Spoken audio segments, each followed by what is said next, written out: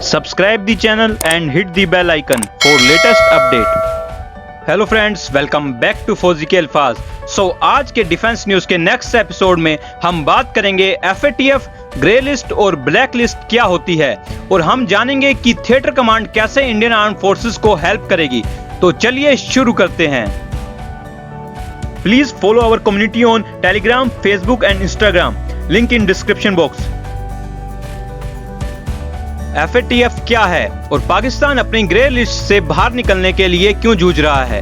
Financial action task force सोमवार से शुरू हुई अपनी पूर्ण बैठक में 27 सूत्रीय कार्य योजना के कार्यान्वयन पर पाकिस्तान की प्रगति पर एक प्रारंभिक रिपोर्ट पेश करने के लिए तैयार है। रिपोर्ट पेरिस स्थित FATF के इंटरनेशनल कोऑपरेशन रिव्यू ग्रुप द्वारा तैयार की गई है, जिसमें US, UK, फ्रांस, चीन और भारत शामिल हैं। लेकिन FATF क्या है और पाकिस्तान अपनी ग्रे लिस्ट से बाहर निकलने के लिए संघर्ष क्यों कर रहा है, यहाँ आपको इसके बारे में जानने की जरूरत है। FATF क्या है? FATF मनी लॉन्ड्रिंग और टेरर फाइनेंसिंग के लिए एक वैश्विक निगरानी संस्था है। अपनी वेबसाइट के अनुसार अंतर सरकारी निकाय अंतर्राष्ट्रीय मानकों को निर्धारित करता है, जिसका उद्देश्य इन अवैध गतिविधियों और समाज को होने वाले नुकसान को रोकना है। नीति बनाने वाली संस्थान के रूप में FATF राष्ट्रीय विद्यालय लाने के लिए आवश्यक राजनीतिक इच्छा शक्ति उत्पन्न करने के लिए काम करता है।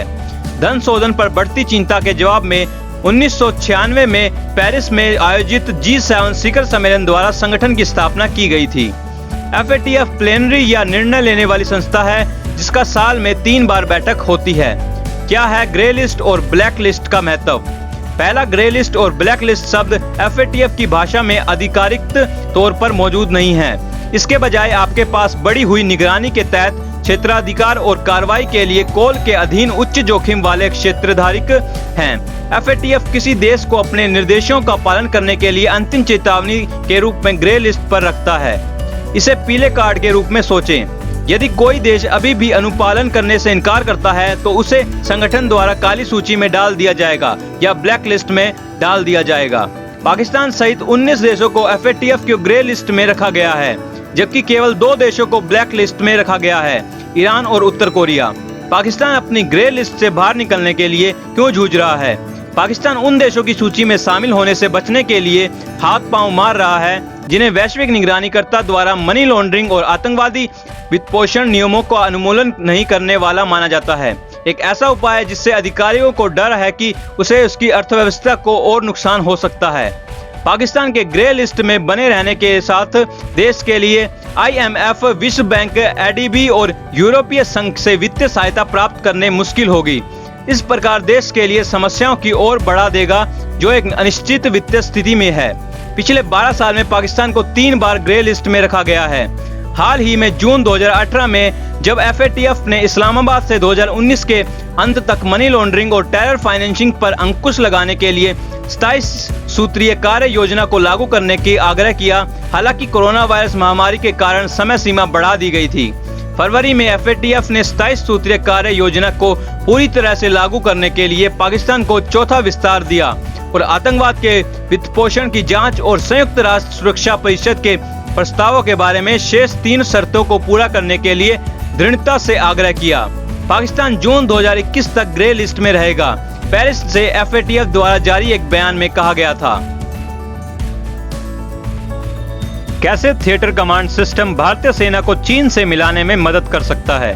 हम सभी यह जानते हुए बड़े हुए हैं कि देश के सशस्त्र बलों में 3 बुनियादी घटक होते हैं: सेना, नौसेना और वायुसेना। प्रत्येक अपनी अनूठी लड़ाई प्रोफाइल के साथ और एक अलग बॉस के नेतृत्व में करते हैं। सैन्य शक्ति पर चर्चा करते समय हम पूछते हैं कि इनमें से प्रत्येक विभाग में एक देश कितना मजबूत है, लेकिन जब वे अपने संचालन अलग हो सकते हैं और उनकी रचना कैसे की जाती है, तो आधुनिक युद्ध की मांगों में अमेरिका और चीन सहित कई देशों को देखा है। इन तीनों शाखाओं को थिएटर कमांड की प्रणाली के अनुरूप एकीकरण को प्रभावित किया है। भारत ने भी भविष्य की चुनौतियों का सामना करने के लिए अपनी सेना, नौसेना और वायुसेना को निर्बद्ध कमांड सेंटरों के तहत पुनर्गठित करने के लिए कदम उठाए हैं। थिएटर कमांड क्या है? यह कोई नया विचार नहीं है। जनवरी 2020 में चीफ ऑफ डिफेंस स्टाफ के रूप में जनरल बिपिन रावत की नियुक्ति और उससे पहले 2001 में एकीकृत रक्षा स्टाफ की स्थापना के तीनों शाखाओं के बीच अधिक तालमेल और संलयन प्राप्त करने की दिशा में कदम के रूप में देखा जा सकता है। सीडीएस की नियुक्ति के साथ रक्षा मंत्रालय के भीतर सैन्य मामलों के विभाग के निर्माण के साथ सशस्त्र बलों की 3 शाखाओं के बीच संयुक्तता को बढ़ावा देने की दृष्टि से भी किया गया था। इन कदमों के पीछे विचार सशस्त्र बलों के लिए हाइब्रिड युद्ध की आवश्यकताओं के अनुकूल होने की क्षमता पैदा करना और भारतीय सशस्त्र बलों की समग्र लड़ाई क्षमताओं को बढ़ावा देने के लिए समन्वय में वृद्धि सुनिश्चित करना है। वर्तमान में भारतीय सेना, नौसेना और वायुसेना में से प्रत्येक के पास कई कमांड हैं, जो उनकी कमांड संरचना के संदर्भ में लंबवत रूप से विभाजित है। सेना और वायुसेना के पास 7 कमान हैं, जबकि नौसेना के पास 3 कमान हैं। लेकिन ये आदेश भौगोलिक रूप से मेल नहीं खाते हैं और पूरे देश में बिखरे हुए हैं। हालांकि थिएटर कमांड सिस्टम कैसे आकार लेगा, इसका विवरण तुरंत स्पष्ट नहीं है। रिपोर्ट का कहना है कि प्रस्ताव वर्तमान में 4 थिएटर कमांड के लिए है: वायु रक्षा, समुद्री, एकीकृत पूर्वी और एकीकृत पश्चिम थिएटर कमांड। सिस्टम कैसे मदद करेगा? थिएटर कमांड सिस्टम का उद्देश्य सशस्त्र बलों के तीनों शाखाओं के बीच बेहतर तालमेल लाना है। थल सेना, नौसेना, वायुसेना के लिए अलग अलग कमानों के बजाय एक एकल कमांड के नेतृत्व में एक एकीकृत कमान स्थापित की जाएगी, जिसका अर्थ है कि सैन्य संपत्ति जो अब कमांड के अलग अलग केंद्रों में तहत विभाजित की गई है को ऑपरेशन हेड के तहत एक कमांड के में मिला दिया जाएगा, जो किसी भी स्थिति में उनकी गतिविधियों को निर्देशित और नियंत्रित करने के लिए जिम्मेदार होगा।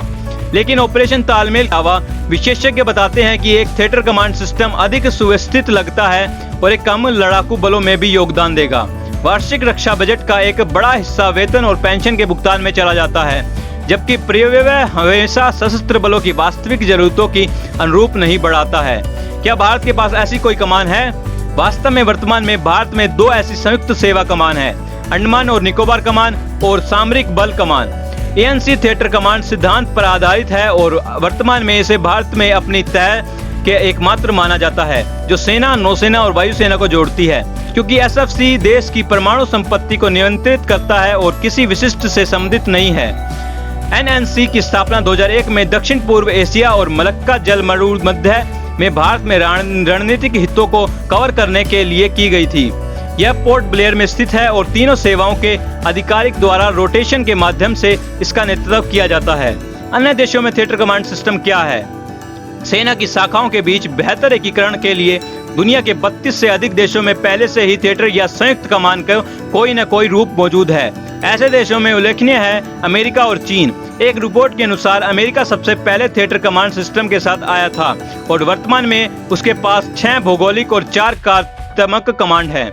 कहा जाता है कि रूस ने 2008 में अपने सशस्त्र बलों के पुनर्गठन के साथ शुरुआती की थी और अब 4 थिएटर कमांड बनाई हैं।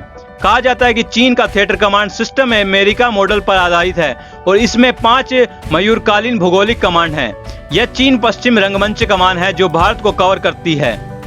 भारत में इसके निर्माण की दिशा में क्या चुनौतियां हैं?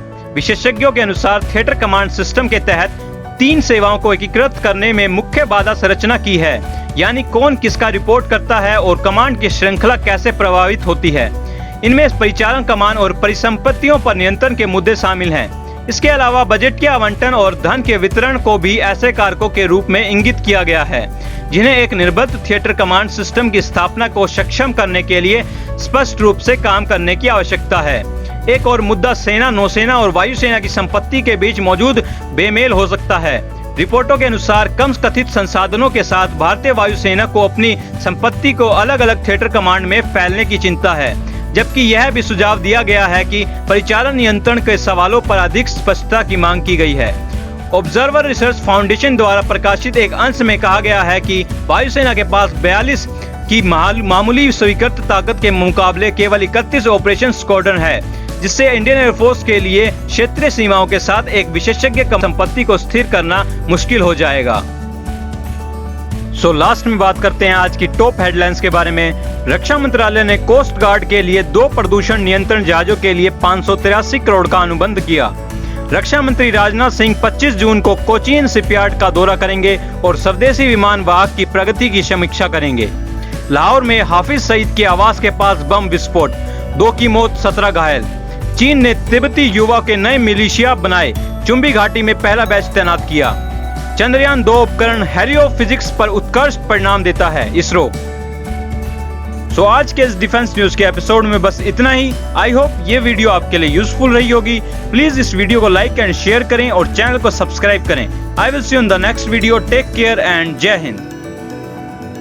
Subscribe the channel and hit the bell icon for latest update.